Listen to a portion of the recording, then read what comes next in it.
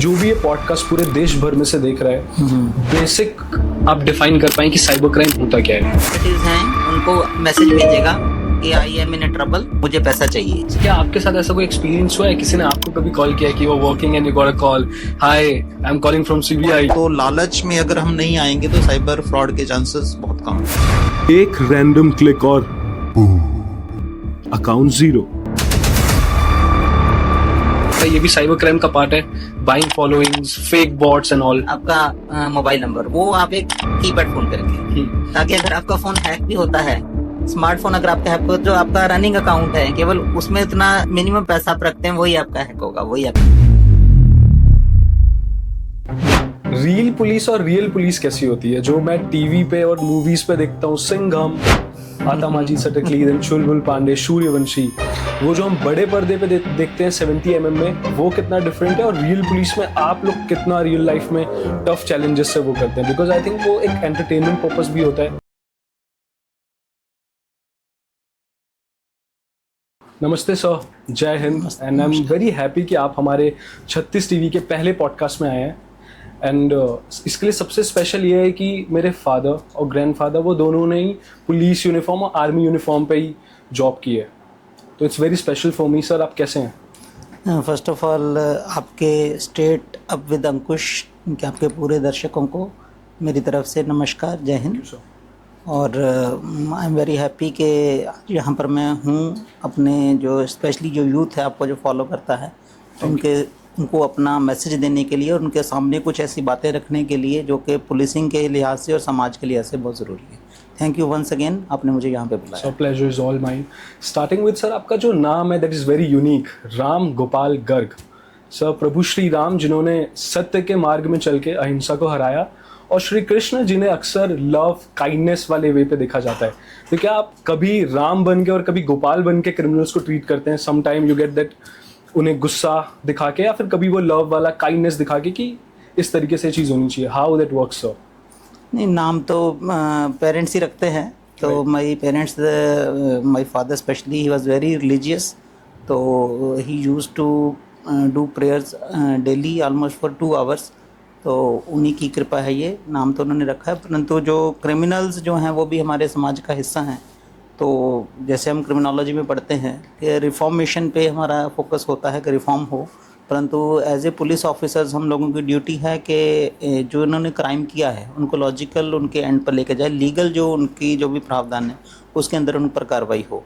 तो of course सख्ती भी बरतनी पड़ती है कई बार, स्पेशली जो जैसे कहते हैं कि लात लगी बहुत बातों से नहीं मानते, तो परंतु as a normal routine legal way पे जो प्रावधान है उन्हीं के मुताबिक उन पर कार्रवाई की जाती है। और ज़्यादातर लोग, मुझे मानता हूँ कि समाज में हमारे लोग जो हैं सही होते हैं, किसी ना किसी कारण से क्राइम से जुड़ जाते हैं, तो हमारा मेन मकसद होता है कि उनको उस क्राइम से बाहर निकाला जाए। Correct sir. जब भी मैं पॉडकास्ट करता हूँ तो मुझे अक्सर डिफरेंट पर्सपेक्टिव से आने वाले लोगों का से बात करने का मौका मिलता है, और ये इस जॉब का सबसे अच्छा पार्ट है। मैंने पॉलिटिशियंस के साथ किया है, cricketers, spiritual gurus, and this is first time जब मैं एक IPS और मैन इन यूनिफॉर्म का पॉडकास्ट कर रहा हूँ। आपकी जो जर्नी है वो बहुत ज़्यादा स्पेशल है, बिकॉज आप एक कॉर्पोरेट जॉब पे थे, that is Motorola, it's a huge company, and आपने वो स्विच करके then IPS। How so and why? नहीं, एक्चुअली मेरे फादर का और मेरे रियल जो बड़े ब्रदर हैं उनका शुरू से ये सपना था कि मैं civil services at least exam I should try. तो after completion of my graduation, तो I was selected in Motorola as a in campus placement में। तो initially I joined the job to make myself economically sustain करने के लिए अपने आप को। फिर उसके बाद 2 साल की जॉब के बाद शुरू से ही ये था कि प्रिपरेशन तो करनी ही है, but it was not possible कि जॉब के साथ साथ I was not able to give sufficient time जी, तो इसलिए I left the job and started preparing जी, and luckily I got into civil services. और one more thing, I think you might not be knowing, I was selected for IIM also. okay, I got admission in IIM Calcutta in the same year in which I got selected in civil services. So I chose civil services over that. so do you think कभी कि if मैंने उस दिन IIM select किया होता तो I would have been like mark Zuckerberg या फिर मैं मैनेजमेंट की फील्ड पे एक अच्छे पोजीशन पे होता, बिकॉज डेफिनेटली आप एक बहुत ज़्यादा इंटेलेक्चुअल पर्सन हो तभी यू आर हियर, बहुत ज़्यादा मेंटल अवेयरनेस चाहिए होता है यूपीएससी जैसी इतनी कठिन एग्जाम को निकालने के लिए। तो do you feel some time क्या IIM लिया होता तो क्या कर रहा होता? नहीं, ऐसा नहीं है। In fact we generally get to know many people and we get an opportunity to get training at many institutions. तो once I got an opportunity to get trained at IIM Ahmedabad. Okay. So there also I expressed that today my another wish has also been fulfilled. तो ऐसा है कि IIM जाने का मौका भी मुझे मिल गया, लेकिन हर एक आदमी का समाज में रोल है एक, तो डेस्टिनी भी एक हम कहते हैं, तो मेरी डेस्टिनी यहाँ थी सिविल सर्विस में आने की, तो उसमें आ गया। करेक्ट। देन आपकी जो मुझे ऐसा लगता है सबसे स्पेशल और बहुत ज़्यादा रिस्पॉन्सिबल पोस्टिंग थी, that was in central bureau of investigation in CBI। तो सर वहाँ पे आप क्या कोई ऐसे केस का पार्ट थे जो बहुत ज़्यादा इंपॉर्टेंट था और आपके करियर का वो एक बहुत इंपॉर्टेंट पार्ट रहेगा थ्रू आउट योर लाइफ? नहीं, बिल्कुल। Actually as a public servant जब भी कोई रिस्पॉन्सिबिलिटी हमें दी जाती है तो वो स्पेशली होती है हमारे लिए। तो CBI में काम करने का मुझे मौका मिला, तो it is premier investigating agency of India, तो everyone looks up to it. तो वहाँ पे रह के स्पेशल रिस्पॉन्सिबिलिटी मिलती है, तो आपकी दायित्व जो है वो भी बहुत बढ़ जाता है कि आप सही से काम करें। तो कई केसेस वहाँ पे हमने किए ऐसे जो कि हमेशा अच्छी लर्निंग एक्सपीरियंस रहा है। एंटी करप्शन केसेस में हमने काफ़ी काम किया वहाँ पे, और जो स्पेशल क्राइम केसेस हैं उनमें it is not good on my part to take the names of the cases, but कई हाई प्रोफाइल केसेस हमने किए हैं जिसमें कि we were able to bring the culprits to justice, और एक बहुत अच्छा एक्सपीरियंस रहा। कोई ऐसी खास लर्निंग जो आपने वहाँ से आपको मिली, एक ऐसी चीज़ जो आपको उस पोस्टिंग के दौरान मिली जो हमने एक इन्वेस्टिगेशन में we had use the scientific technique of gait pattern analysis. Okay. जैसे ह्यूमन बींग्स हैं, जब कोई आदमी चलता है तो जैसे हमारे फिंगरप्रिंट्स हर एक आदमी के यूनिक होते हैं, वैसे हमारी गेट या चाल बोलते हैं वो भी यूनिक होती है। Okay. तो उसका पैटर्न हमने एक केस में एक अक्यूज्ड को ट्रेस करने में यूज़ किया था। Same technique I used in Raigarh when I was posted as DIG Raigarh. Okay. तो that was a good learning experience, और उस टेक्निक के यूसेज से in fact I got the prime minister silver cup medal also. Yes sir. जब आपको ऐसा medal मिलता है और इतने बड़े एक प्राइम मिनिस्टर ऑफ इंडिया से, इट्स आई थिंक इस देश की सेकंड सबसे बड़ी पोजीशन है आफ्टर प्रेसिडेंट, और आप भी एक बहुत ज़्यादा इंपॉर्टेंट रोल पे हैं, तो आपकी ड्यूटी पे क्या उससे बहुत ज़्यादा फर्क पड़ता है? यू गेट मोटिवेटेड कि now it's time to get that gold, because नहीं, definitely it's recognition of your efforts, और from the highest institution country के आना, तो but it also gives you an advantage कि आपको नई और चीज़ें एक्सप्लोर करने का भी मौका मिलता है, और एक मोटिवेटर का काम करता है। और इसी के साथ साथ जो हमारे बाकी के दूसरे ऑफिसर्स हैं उनको भी एक मोटिवेशन मिलता है कि नई टेक्निक्स के रूप में काम करें। सर आई थिंक पर्सपेक्टिव बहुत बड़ा रोल प्ले करता है पुलिसिंग में, और मैं जानना चाहूँगा अपने पर्सनल चीज़ों के लिए भी और लोगों के लिए भी, एक पर्सपेक्टिव कैसे बिल्ट होती है? क्या ये जब आप पुलिस ट्रेनिंग पे जाते हैं ये तब बिल्ट होती है, या इट्स बॉर्न इन? वो जो पर्सपेक्टिव होती है कि यार ये he is not a good guy and इसका जो माइंड सेट है वो थोड़ा क्रिमिनल वाला है, आई हैव टू बी कि मैं इससे बच के रहूँ। तो हम ऐसी वो कोई बेसिक चीज़ आप बताओगे, वो पर्सपेक्टिव कैसे समझे कि जो समाज में ये लोग रहते हैं जिनका जो पर्सपेक्टिव है समाज के लिए वो ठीक नहीं है, वो परेशान करना चाहते हैं लोगों के लिए, तो वो क्या बेसिक पर्सपेक्टिव है कि यार ये चीज़ें थोड़ा सतर्क रहना चाहिए लोगों को, और इससे क्राइम्स भी मुझे लगता है कम होगी जब लोगों को वो पर्सपेक्टिव का नॉलेज हो बेसिक? नहीं, देखिए हमारे समाज में जो एज ए पुलिस ऑफिसर हमारा पर्सपेक्टिव बनता है बाय मीटिंग पीपल। जब हम लोगों से मिलते हैं we get to know what kind of society we are living in, इसमें क्या लोगों की प्रायोरिटीज़ हैं, किस बात को लोग बुरा मानते हैं, किस बात को अच्छा मानते हैं, और लॉ भी उसी हिसाब से ही बनाया जाता है।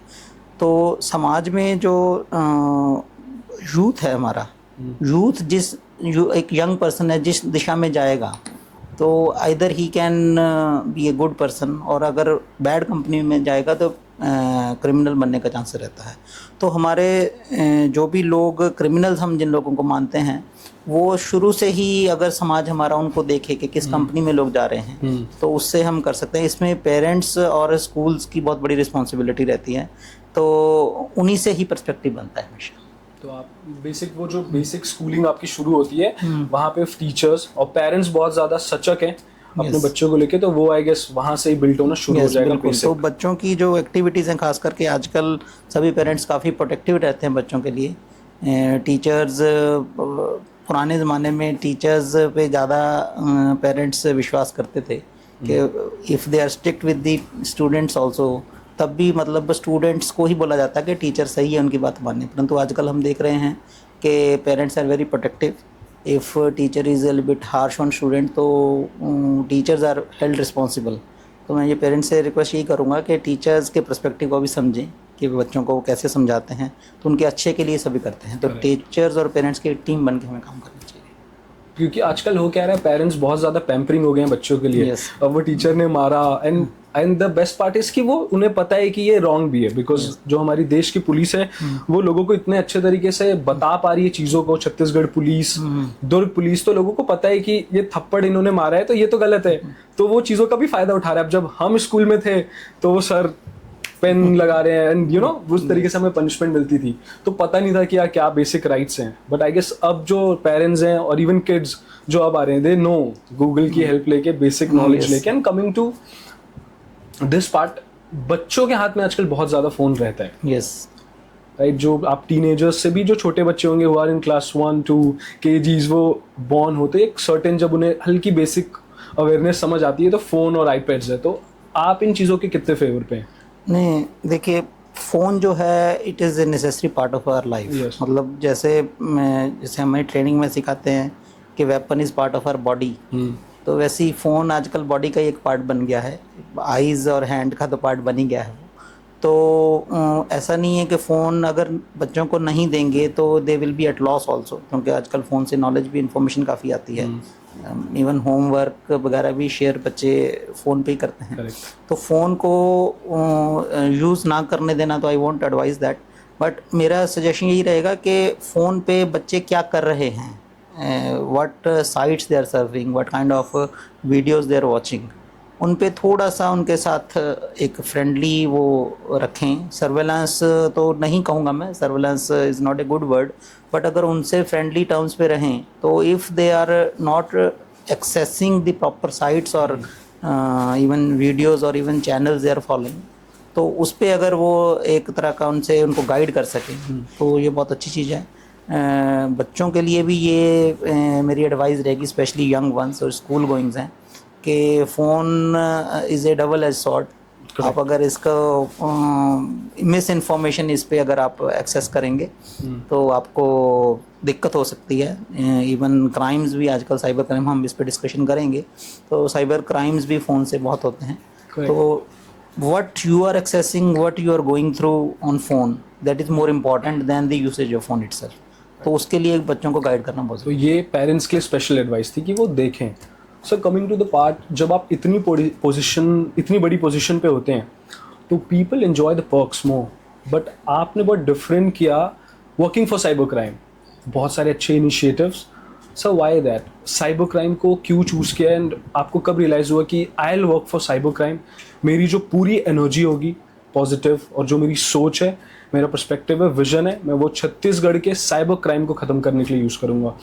डू यू रिमेंबर कि वो ऐसा थॉट कब आया था आपको? नहीं, देखिए, मेरा शुरू से ही टेक्नोलॉजी की तरफ इंक्लिनेशन रहा है, तो साइबर क्राइम पे काम करने की इच्छा मेरी शुरू से थी। इवन CBI में भी I was handling a unit which use to handle online child pornography cases.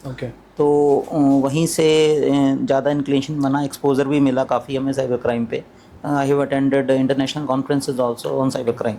तो जब यहाँ पे वापस मैं CBI से आया, तो साइबर क्राइम को लेकर एक जो लोगों के मन में कॉमन ये धारणा है कि साइबर क्राइम की अवेयरनेस नहीं है। तो मैंने पहले यहाँ सरगुजा में भी किया, तो यहाँ दुर्ग में तो वृहद स्तर पर किया है उस चीज़ को, कि साइबर क्राइम की अवेयरनेस कैसे जनरेट की जाए। डेफिनेटली क्राइम को डिटेक्ट करना, सॉल्व करना और क्रिमिनल्स को वो करना, वो तो ऑलमोस्ट सभी जगह अच्छे से होता है।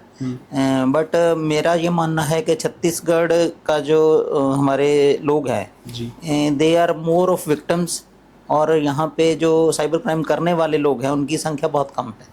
Most of the cyber crimes are committed by persons sitting outside Chhattisgarh. Okay. तो उसको रोकने का सबसे आसान और सबसे इम्पॉर्टेंट तरीका और सबसे ज़रूरी तरीका है क्रिएटिंग अवेयरनेस।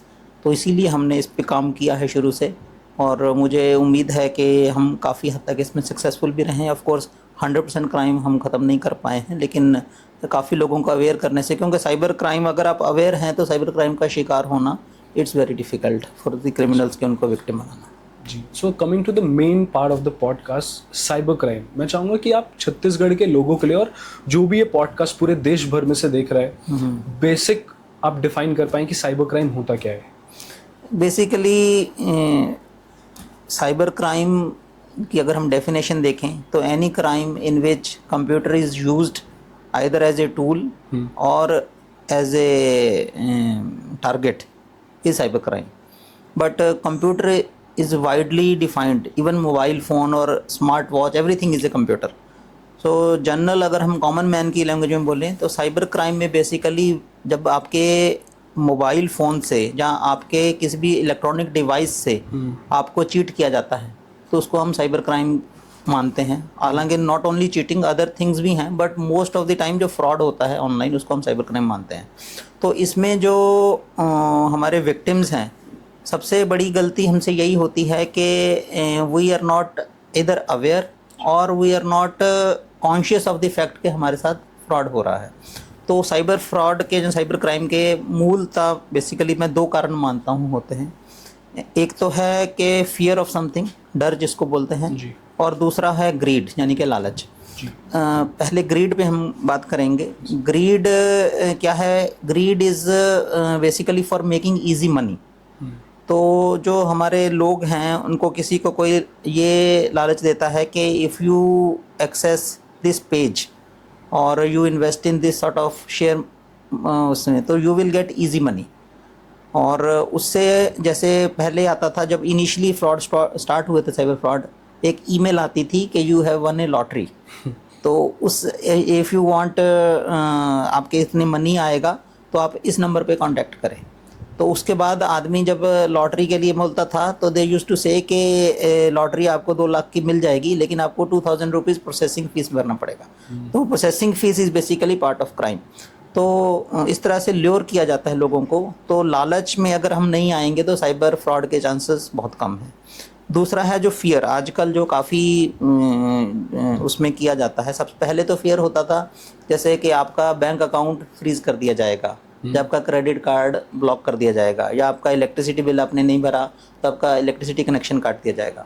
तो ये तो एक तरह का इकोनॉमिक फियर मन में डाला जाता था कि पर्सन विल बी, उसको सफरेंस होगी कि उसका इकोनॉमिक लॉस होगा, या उसको इरिटेशन होगी, मोबाइल बंद होगा, जो कुछ भी होगा। आजकल जो एक फियर है अरेस्ट का, जिसको हम डिजिटल अरेस्ट बोलते हैं, वो फियर फिजिकल वो फियर है कि आदमी is actually captivated in a place, कि आप यहीं रुको, आप यहाँ से बाहर नहीं जा सकते, you have to transfer money to us, this sort of thing. वो फियर डाल के जो फ्रॉड किए जा रहे हैं, उससे बचने के लिए हमें यही देखना पड़ेगा कि कैसे, वो मैं अभी आपको बताऊंगा कि कैसे इनसे बचा जा सकता है जी। तीसरा एक तरह का साइबर फ्रॉड जो बेसिकली सोशल मीडिया के यूज़ से होता है आया है, जिसमें हम जिसको सेक्सटॉर्शन भी बोलते हैं, या वो भी एक तरह का फियर ही है। जैसे आपने किसी के साथ वीडियो कॉल करी, अननोन नंबर से फ्रेंडशिप किसी के साथ हो गई, उसमें चाहे वीडियो से या टेक्स्ट मैसेजेस के माध्यम से some sort of private conversation, जहाँ कॉम्प्रोमाइजिंग पोजीशन पे अगर कोई वीडियो बना लेता है तो वो video is then use to blackmail that person. And for the fear of society, fear of family, के फैमिली क्या सोचेगी, समाज क्या सोचेगा, the person keeps on paying money to that person. और फाइनली जब जाके वो एक्चुअल में it has some people have even gone to the extent of committing suicide also. तो ये एक फियर जो है, ये इसके कारण साइबर फ्रॉड होता है। तो मूलतः दो कारण हैं। एक जो कारण हम लोग, मैं रियलाइज़ किया हूँ, इसमें मैंने काफ़ी काम भी किया है, जो कि when the person is neither in fear nor in greed, but because of technology वो उसमें साइबर फ्रॉड का शिकार हो जाता है। जैसे कि हम बात करें गूगल सर्च की, जब हम गूगल पे कोई चीज़ सर्च करते हैं, जैसे आपको स्टेट बैंक या किसी भी बैंक में काम है, आपने उससे फ़ोन करना है, you don't know the number, तो you will search on Google के customer care number of SBI या customer care number of HDFC या कोई भी, इवन टू बुक के hotel in some place, even for doctors appointment, जब आप किसी का नंबर सर्च करते हैं तो फ्रॉडस्टर्स ने ये तरीका बनाया कि गूगल से जब नंबर डिस्प्ले हो first, that will be the number of the fraudster. तो जब आप उससे कनेक्ट करेंगे यू विल थिंक दैट ये तो कस्टमर केयर नंबर है, बट एक्चुअल वो फ्रॉडस्टर का नंबर होगा। तो इसमें आपकी कोई गलती नहीं है, इसमें टेक्नोलॉजी की गलती है। एंड द वर्स्ट पार्ट कि वो ट्रेंड भी होते हैं, वो एकदम hi how may yes yes, वो तो पहले से करती हैं वो। तो इस चक्कर में even we have written to Google also that you should change your algorithms, they have insured us कि हम उस पर काम करेंगे, और कुछ कुछ काम हुआ भी है। आई थिंक अभी जो मेन फाइनेंशियल इंस्टीट्यूशंस हैं उनके नंबर शायद अभी उसमें गूगल एड्स में नहीं आते, because Google is earning money from them, Google ads के माध्यम से। तो ये तीसरे टाइप का था, इसमें हमने काम करने की कोशिश की। एंड इनसे बचने के क्या उपाय होंगे? हाँ, बचने का सिंपल उपाय है, जो मैं भी करता हूँ और मैं कई लोगों को सजेस्ट करता हूँ, कि आपके जितने भी फाइनेंशियल ट्रांजैक्शंस हैं, ठीक है, उसका जो आपके पास OTP आता है या कुछ आता है, पहली बात तो उसको किसी से शेयर नहीं करना है, वो तो है ही। खैर, एक छोटा फ़ोन होता है, कीपैड फ़ोन जिसको बोलते हैं हम, आपका जो नॉर्मली मैं भी करता हूँ, कई लोगों को सजेस्ट करता हूँ कि आप 2 बैंक अकाउंट रखें, ठीक है। एक जो आपका रनिंग अकाउंट है जिसमें कि आप डेली के एक्सपेंसेस करते हैं, उस पर आप चाहे फ़ोनपे करें, चाहे Paytm इंस्टॉल करें, कुछ भी करें।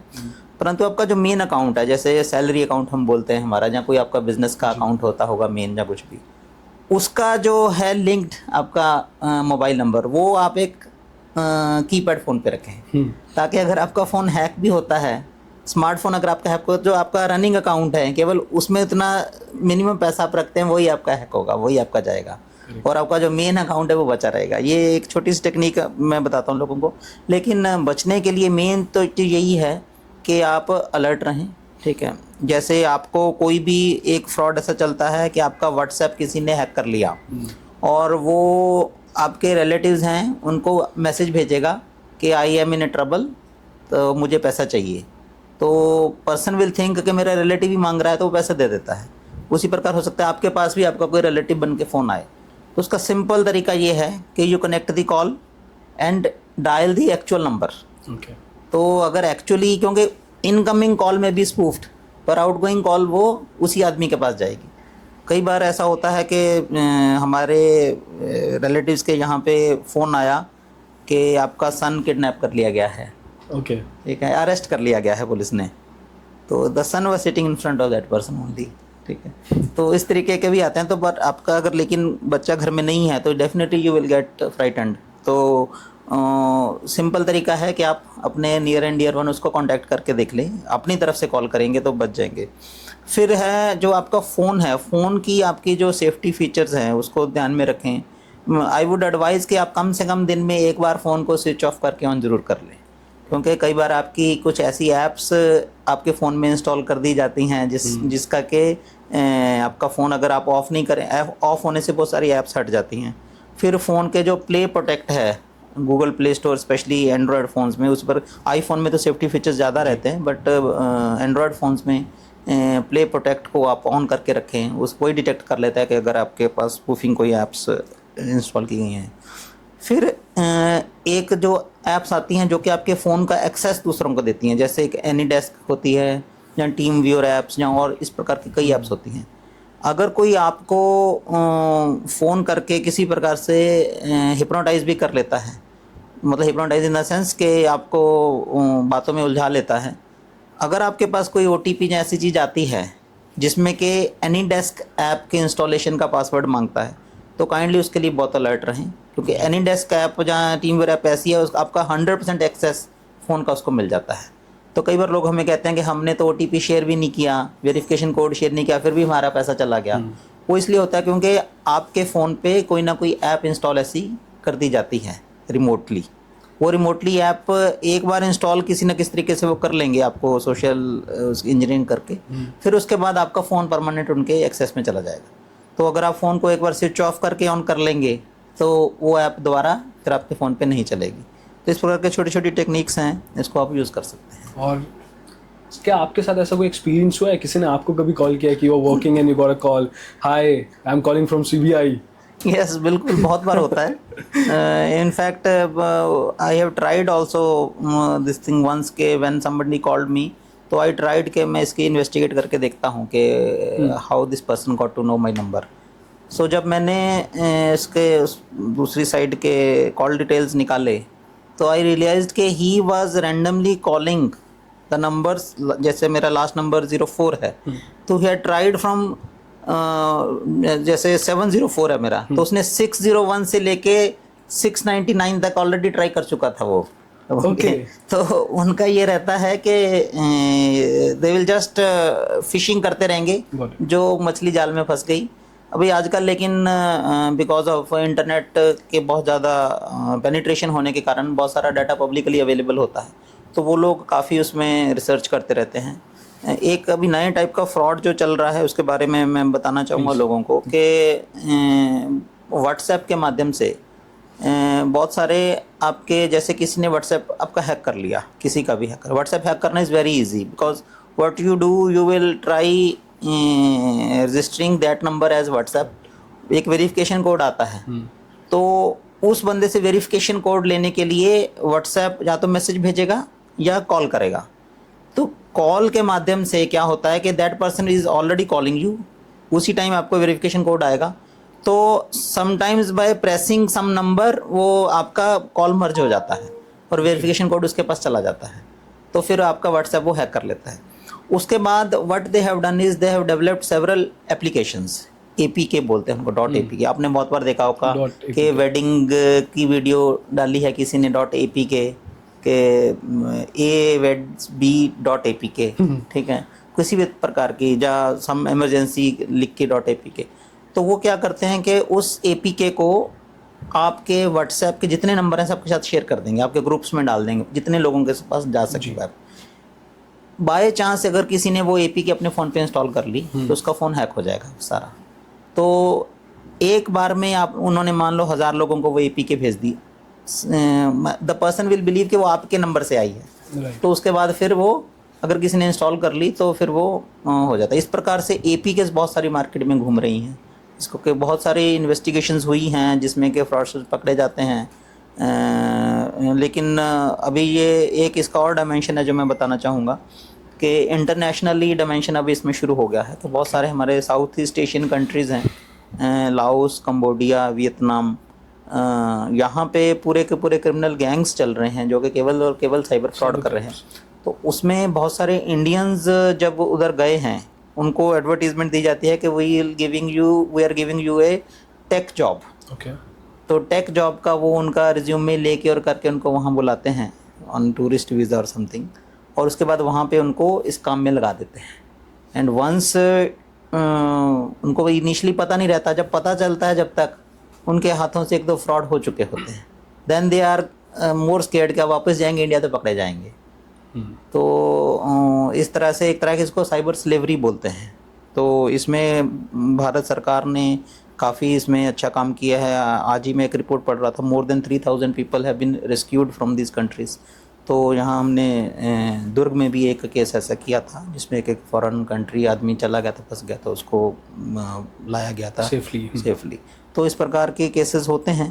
तो मूल मंत्र यही है कि don't be greedy, don't fall into panic, fear, लोगों से फियर से बचें और जितना अलर्ट रह सकें उतना रहें। अननेसेसरली जस्ट एक बात याद रखें, there is no easy money, there are no free lunches.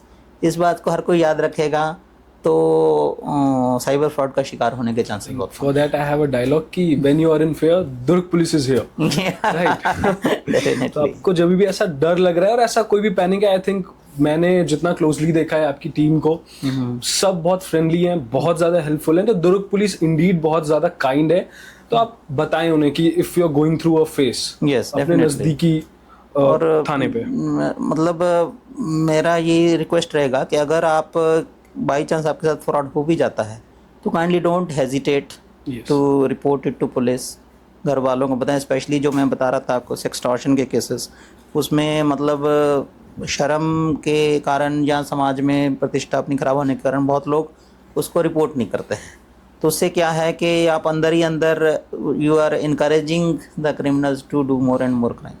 तो मेरा रिक्वेस्ट सबसे यही रहेगा कि रिपोर्टिंग जरूर करें। राइट। और रिपोर्टिंग में भी गोल्डन आवर है, जितनी जल्दी आपको रियलाइज़ हुआ कि आपके साथ फ्रॉड हो गया उतनी जल्दी रिपोर्ट करें, क्योंकि हमारी एक हेल्पलाइन नंबर है 1930 जिसको बोलते हैं, तो उसके माध्यम से जितनी जल्दी आपने रिपोर्ट किया है तो उतने ही ज़्यादा चांसेस हैं कि आपका जो मनी है वो आपको वापस मिल जाए, क्योंकि जितना देर होता जाएगा उतना ज़्यादा पैसा लॉस होने के चांसेस होते हैं।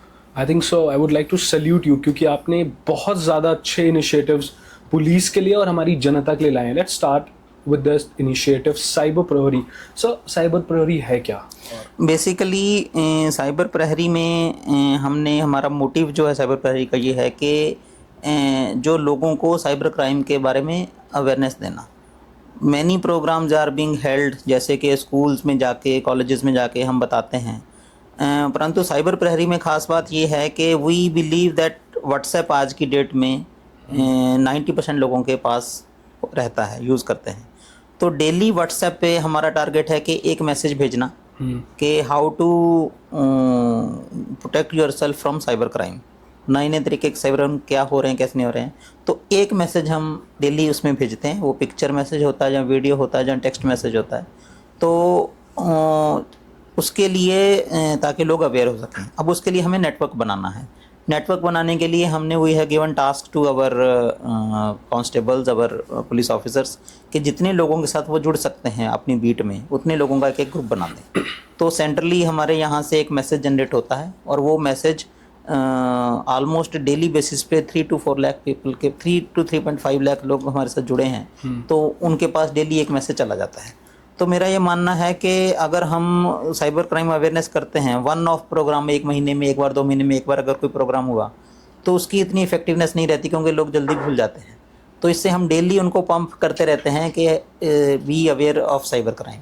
तो हमारा यही टारगेट है। तो हम कहते हैं कि हमारे जितने भी लोग हमारे साथ जुड़े हैं वो सारे के सारे साइबर प्रहरी हैं, साइबर से रोकथाम के लिए वो हमारा वो कर रहे हैं। तो हम इनकरेज करते हैं कि हमारे मैसेजेस को पूरे लोगों कोई ऐसा तरीका है कि आम जनता भी इसका पार्ट बन सकती है? बिल्कुल। हम लोग जितने भी हमारे साइबर प्रहरी के हमारे मैसेजेस आते हैं, तो आप अलग से जितने लोगों तक भेज सकें, वो आप भी हमारे साइबर प्रहरी का ही काम करेंगे इसमें। राइट। एंड आप ये शेयर करके दुर्ग पुलिस का पार्ट बन सकते हैं इन अ डिफरेंट वे, साइबर प्रहरी बन के। बिल्कुल। हम लोग कुछ बीच में हमने बहुत लोगों को इसमें रिकॉग्नाइज भी किया था, कुछ लोगों को सर्टिफिकेट्स भी दिए थे कि you are part of cyber Prahari team.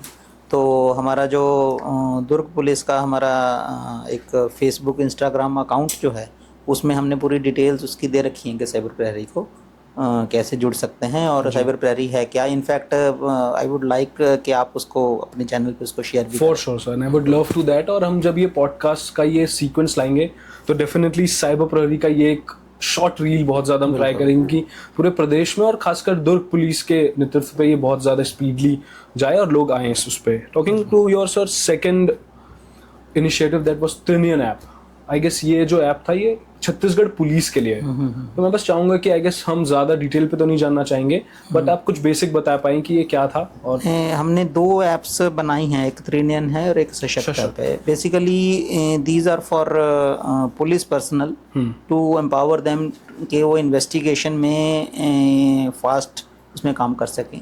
Trinayan में जैसे हमने जितने भी CCTV कैमरास लगे होते हैं पुलिस स्टेशन एरिया में, we have given the responsibility to police station officers के उनके लैटिट्यूड लॉन्गिट्यूड, उनका जो ओनर का नाम है और कैमरा की अगर पर्टिकुलर टाइप है उस और उसका एड्रेस जगह का, वो उसमें सेव कर दें, ताकि during the investigation of any case वो this app gives you an advantage के आसपास कहाँ CCTV कैमरा लगे हैं। उससे क्या है कि हमारा इन्वेस्टिगेशन का टाइम बहुत बच जाता है। I was giving you an example of Raigarh. तो हमारे वहाँ पे एक डकैती हुई थी एक एक्सिस बैंक में। It was of huge amount, I think around 2-3 crore की थी वो डकैती हुई थी। तो during that time we traced the suspect vehicle through CCTV cameras, but हमें CCTV कैमरास लोकेट करने में बहुत टाइम लग गया था। So although we were able to detect it and finally we were able to capture criminals and recover 100% recovery उसमें हुई थी. बट उससे हमने ये रियलाइज़ किया कि CCTVs की लोकेशन पुलिस के लिए आना जितना जल्दी हो सके उतना अच्छा, अदरवाइज़ हमारा बहुत टाइम उसमें वेस्ट हो जाता है. तो ये ऐप उसके लिए थी. सशक्त ऐप हमने बनाई है जिसमें कि जो स्टोलन व्हीकल्स हैं, तो कोई भी व्हीकल को देख के हम ये चेक कर सकते हैं कि ये गाड़ी चोरी की है कि नहीं. तो फ़िलहाल तो ये हमारे पुलिस कांस्टेबल्स यूज़ कर रहे हैं. तो हम इसमें काम कर रहे हैं कि जल्दी ही हम इसको आम जनता के लिए भी ओपन करेंगे ताकि कोई भी किसी भी व्हीकल का नंबर देख के चेक कर सके ये चोरी हुआ है या नहीं. तो उसमें हमारे जो लोग हैं वो हमारे लिए ही एक तरह के पुलिस ऑफिसर्स का काम आम जनता हमारे लिए करेगी. तो जितना लोगों से हम जुड़ेंगे उतना ज़्यादा अच्छा है. Sir, artificial intelligence I think वो बहुत ज़्यादा ग्रो कर रहा है ऑल अक्रॉस द ग्लोब. और इंडिया में भी अब यूथ उसका बहुत ज़्यादा इस्तेमाल कर रहे हैं. The basic thing chat GPT. Hey chat GPT, मेरी एक छत्तीसगढ़ पुलिस के यूनिफॉर्म पे प्लीज़ इमेज क्रिएट कर दीजिए, एंड हे चैट जीपीटी ये कर दीजिए. और AI वॉइस क्लोनिंग करते हैं वो. आप देखें, आपने, आई डोंट नो, शायद आप लोगों के पास उतना टाइम होता है कि नहीं, पर इंस्टाग्राम मैं कभी स्क्रॉल करता हूँ तो I have seen Modi ji के कुछ गाने वाली वीडियोस, तो वो से वॉइस क्लोन करके वो करते हैं. तो ये क्या साइबर क्राइम का पार्ट है, और क्या लोगों को ये करना चाहिए? Because they do out of fun, किसी की इमेज को वो कर देना, ये सब जो basic youth out of fun करता है मीम्स क्रिएट करने के लिए फॉर देयर फन. तो ये कितना राइट है, और आप इसके लिए क्या कहना चाहेंगे उन्हें? देखिए, कोई भी क्राइम होता है, क्राइम की बेसिक डेफिनेशन में उसका जो इंटेंशन है वो होता है. अगर आपने, if you are using technology to harm someone और टू अनॉय समवन और to create problem for somebody, definitely वो क्राइम की कैटेगरी में आएगा ही आएगा. परंतु जब आपने आर्टिफिशियल इंटेलिजेंस का बोला, चैट जीपीटी, जैसे मैंने पहले ही बोला कि कंप्यूटर है, डबल एज स्वॉर्ड है.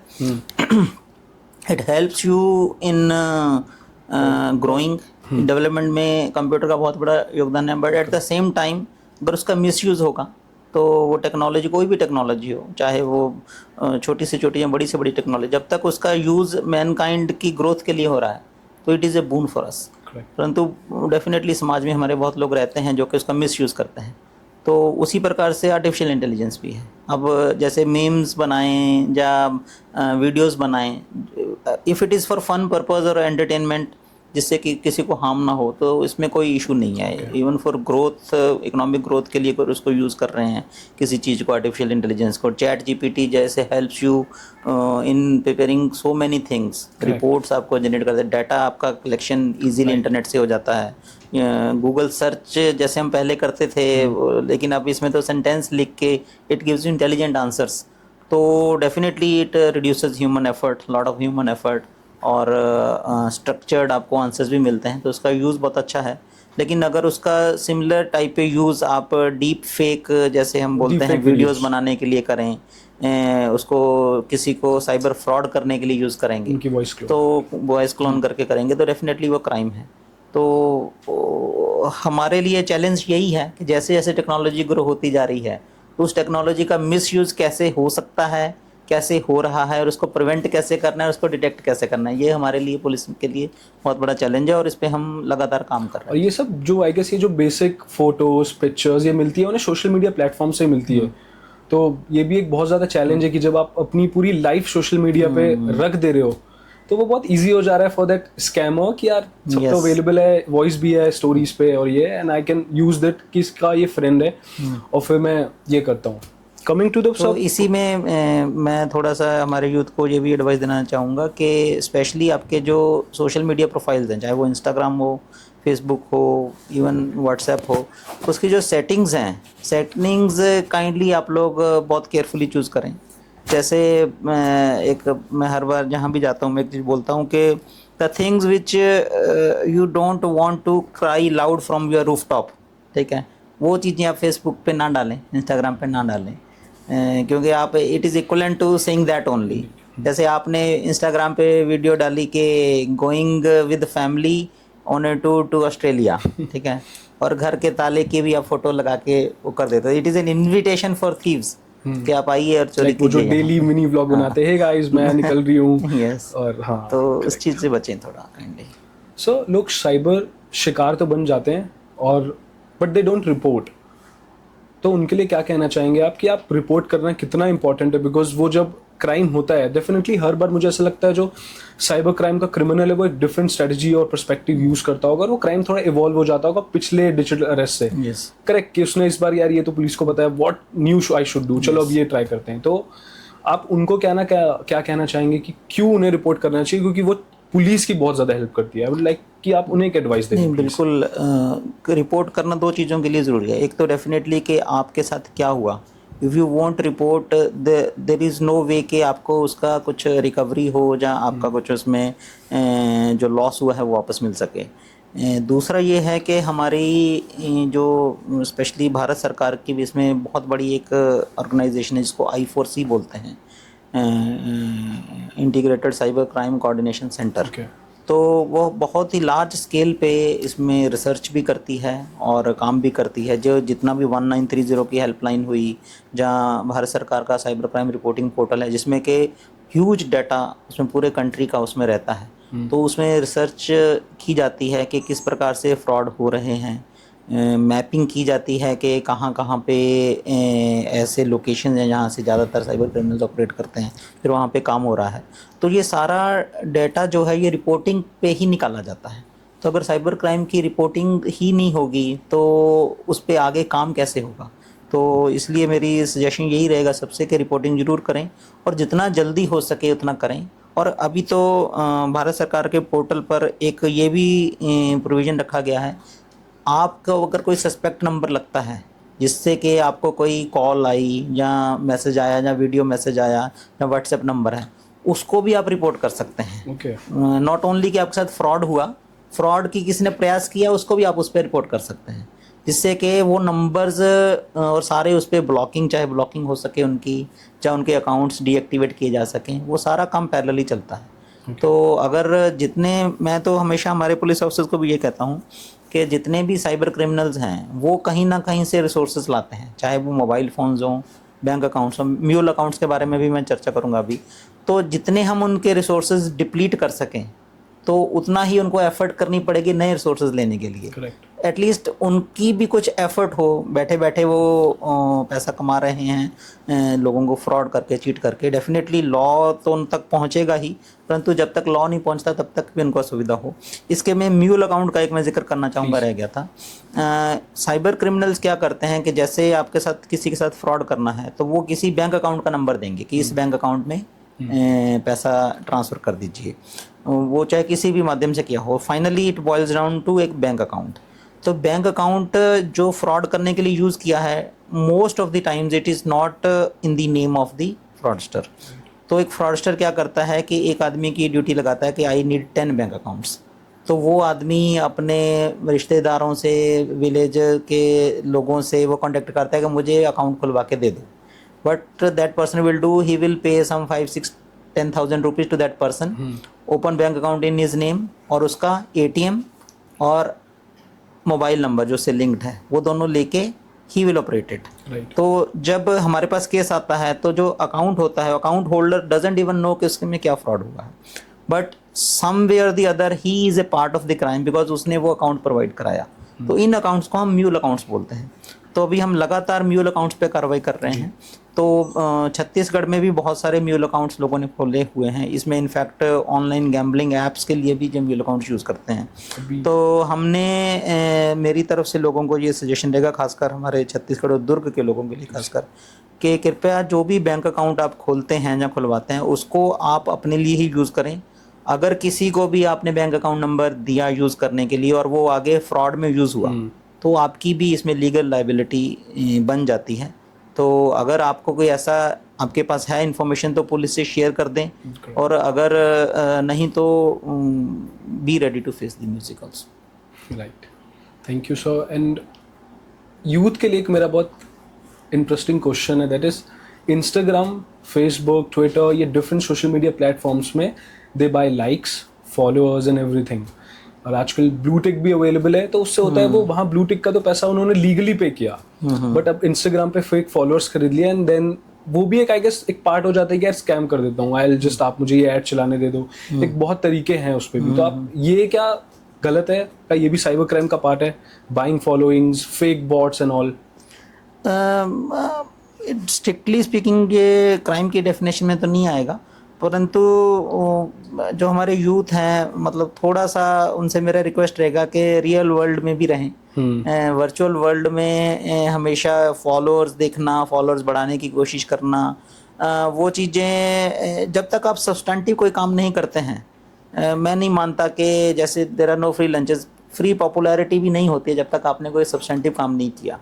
जैसे अगर आपने सब्सटेंटिव कुछ अच्छा काम किया है, आपकी वीडियो किसी ने लाइक करी है, जैसे कुछ हमारे सेलिब्रिटीज़ हैं, जैसे आप पॉडकास्ट करते हैं, आपने अपना वर्थ जो है प्रूव किया है, तभी लोग आपको लाइक करते हैं। अगर आपने फेक प्रोफाइल बना के, fake in the sense followers बढ़ाए हैं किसी भी माध्यम से, तो वो मुझे नहीं लगता कि ज़्यादातर वो चीज़ें सर्वाइव करेंगी। लोगों को असलियत पता चल ही जाती है over a period of time, क्योंकि आप एक बार तो आपने बढ़ा ली है, उसके बाद जो फॉलोअर्स हैं, अगर वो ह्यूमन फॉलोअर्स हैं, वो लोग अगर उनको नहीं पसंद आएगा तो उनको छोड़ देंगे। तो ये एक तरह की ये जैसे मार्केट वर्क करती है, मार्केट इकोनॉमी, वैसी तरह ये एक वर्चुअल मार्केट ही है। वो तो सेल्फ बबल पे सेल्फ बबल ही रहता है वो। तो इसमें मेरे ख्याल से सब्सटेंटिव काम पे ध्यान दें। अगर आपने वो अच्छा किया है, चाहे वो वीडियो बनाने का ही हो, अगर आपने मेहनत करके कोई भी चीज़ की है तो इट विल पे।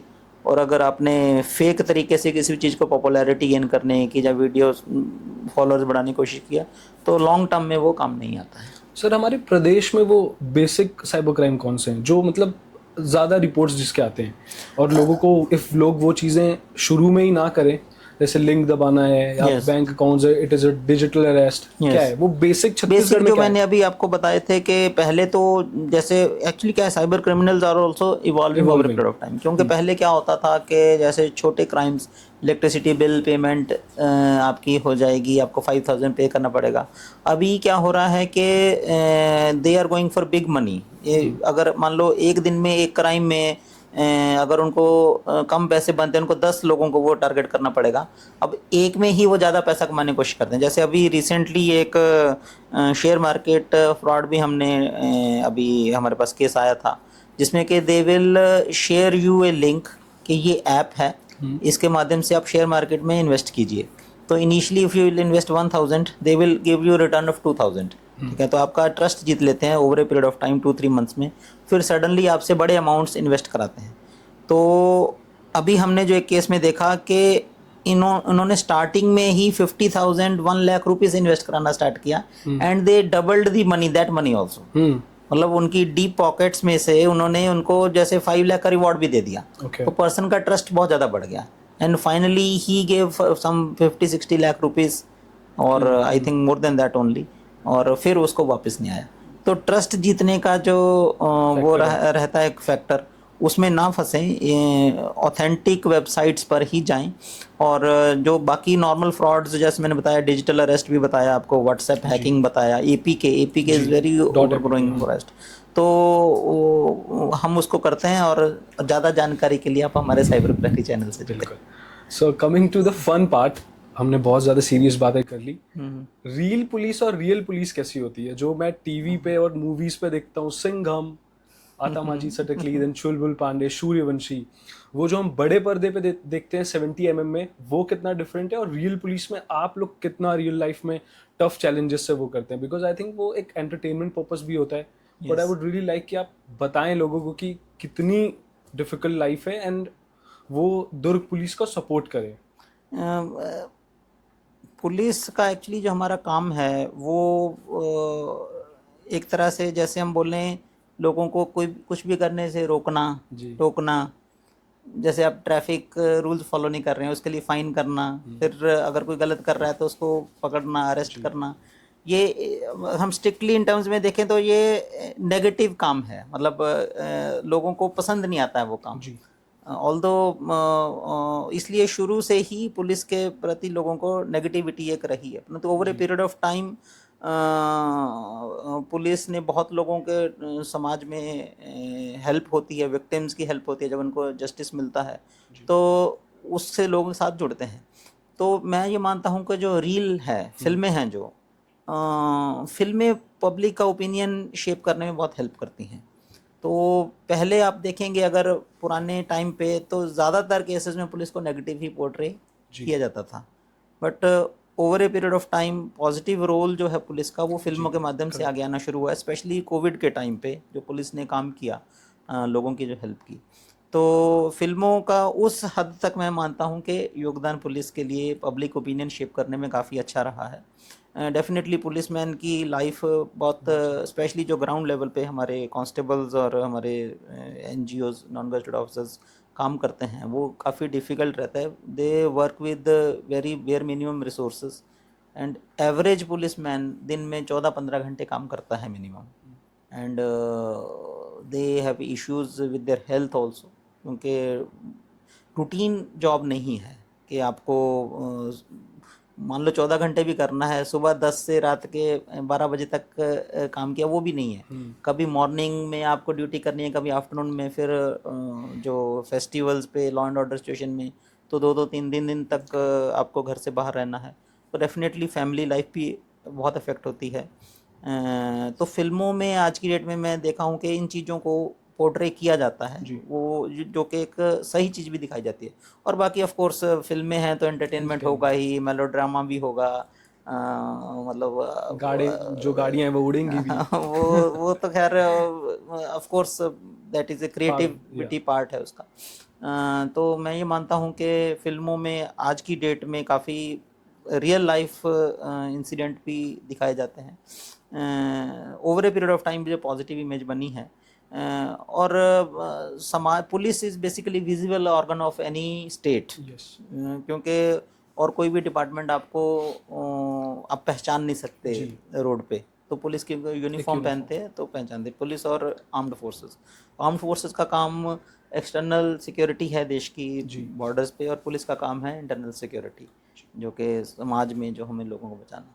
तो अलग अलग रोल प्ले करते हैं, तो यही मुझे रियल लाइफ और रियल लाइफ में डिफरेंस लगता है। मैं तो यही रिक्वेस्ट करूंगा पूरे प्रदेश के लोगों से, छत्तीसगढ़ के लोगों से, कि please let's follow the rules, और हम इसी तरीके से शायद पुलिस का सपोर्ट भी कर सकते हैं। हम हेलमेट पहने और बेसिक जो डे टू डे रूल्स हैं उसे फॉलो करेंगे, ताकि हमारे जो ग्राउंड लेवल पे ऑफिसर्स काम कर रहे हैं, लोग काम करें। बिल्कुल, थोड़ा सा मैं बस यही रिक्वेस्ट करूंगा कि जो ग्राउंड पे हमारा फील्ड में पुलिस ऑफिसर सड़क पे जो आपको दिखता है, थोड़ा सा उनसे सिंपैथी रखें।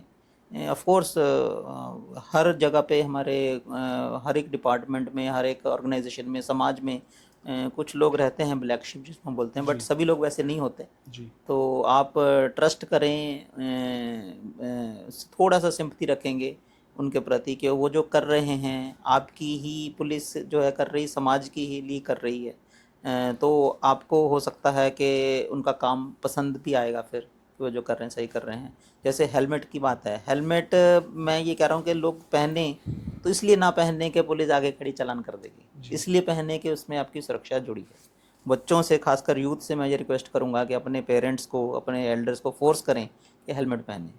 मतलब मैं तो कई बार स्कूल्स में जाता हूँ तो बच्चों को बोलता हूँ कि आज अपने पापा से बोलना कि मैं खाना नहीं खाऊंगा अगर आप हेलमेट नहीं पहनोगे। तो बच्चों के लिए पेरेंट्स ज़रूर करते हैं, तो उनकी ही सुन के करें।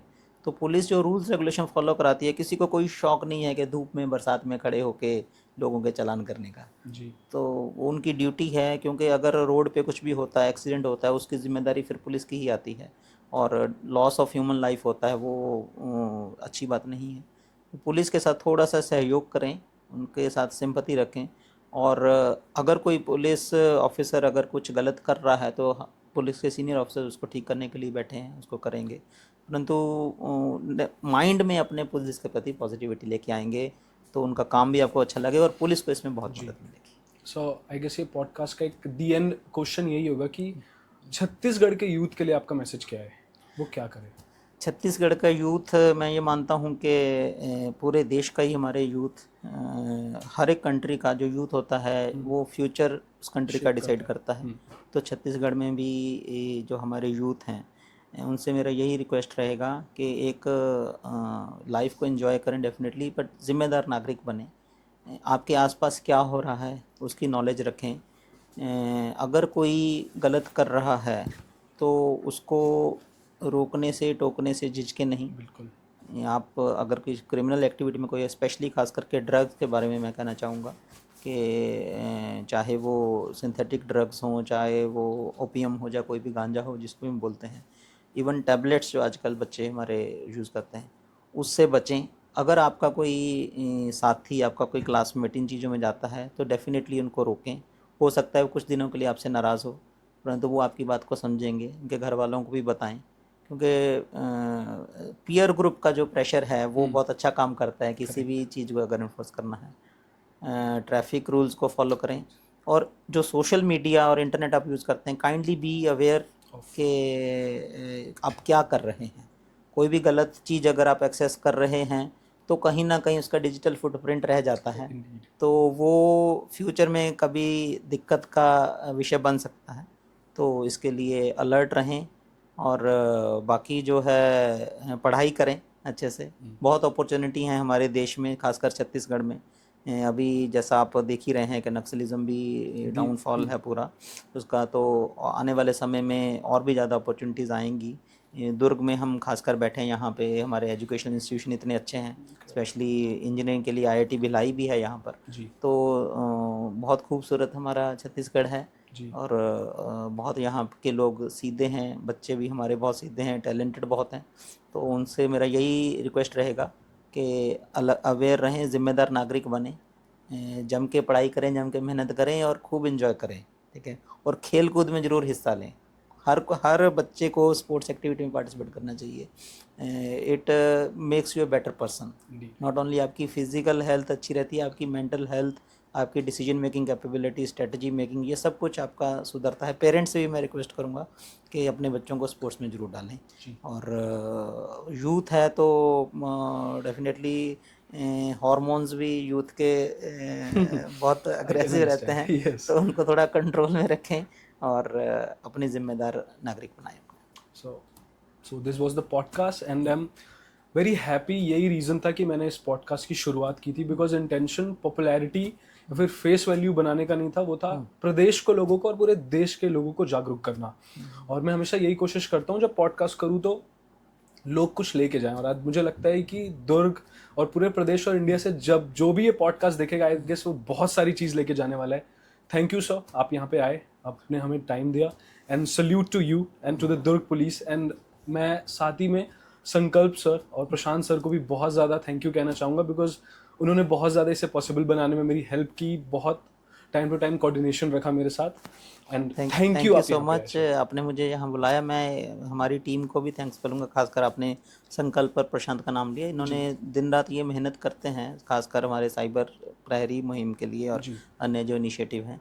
तो आपको भी थैंक यू कि आपने मुझे यहाँ पर आने का मौका दिया, और ख़ासकर जो देश का युवा है जो आपको फॉलो करते हैं उनके साथ जुड़ने का मौका दिया। Thank you so much. Thank you sir. जय हिंद, जय छत्तीसगढ़। हो गया।